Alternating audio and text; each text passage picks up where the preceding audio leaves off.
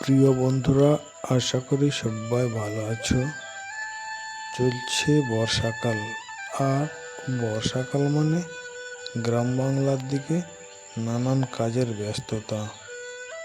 আর কাজের মাঝে আমি বেরিয়ে পড়লাম আমাদের পরিবেশের চারপাশটা ঘুরে ঘুরে প্রকৃতির খোঁজ নিতে।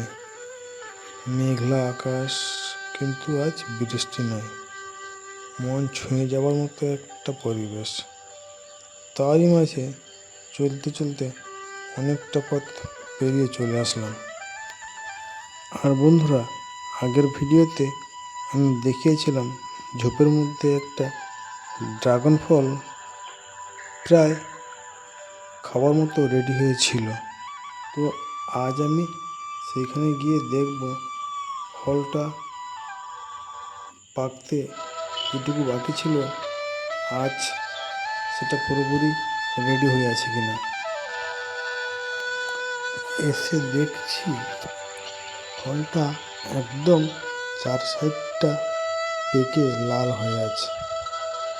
তো আমি ফলটা খুব সাবধানে ফলটা তুলব, কেননা ওই গাছটার মধ্যে অনেক সূক্ষ্ম সূক্ষ্ম কাঁটা আছে, যা খালি চোখে দেখতে পাওয়া খুবই অসম্ভব। তাই আমি ফলটা খুব সাবধানে তুলব, হাতের মধ্যে যাতে কাঁটাগুলো না ঢুকে যায়। আর ফলটা তোলার পরে দেখছি ফলটার গায়ে বেশ কয়েকটা ছোটো ছোটো পিঁমড়া লেগে আছে। জানো বন্ধুরা, এই ফলগুলো তো ঝোপের মধ্যে হয়ে থাকে, তো এর মধ্যে কোনো কীটনাশক প্রয়োগ হয় না, তাই পোকামাকড়ও এসে খাওয়ার জন্য প্রস্তুত থাকে। আর বন্ধুরা, আমি ফলটাকে সুন্দর করে পরিষ্কার করে ধুয়ে আমার ছুরিটা দিয়ে দুটো টুকরো করে নিলাম, আর একটা টুকরো মুখের মধ্যে পুরে দিলাম। আহ, সেই মধুর স্বাদ, মনে হচ্ছে অমৃত সেবন করছি। আর আশা করি সবাই কম বেশি সবাই ড্রাগন ফল খেয়ে থাকো। তো ড্রাগন ফল এর উপরের আস্তরণটা একটা মোটা ছাল দিয়ে ঢাকা থাকে। তো ওই ছালটা সরিয়ে আমি নরম অংশটা খাওয়ার পরে দেখছি ছালটা বেশ নরম তুলতুলে।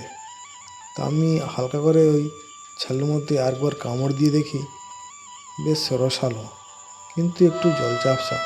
তা আমি বলি না, ওরা খাওয়ার দরকার নেই। তা বলে ছুঁড়ে ফেলে সামনের দিকে এগোতে থাকলাম।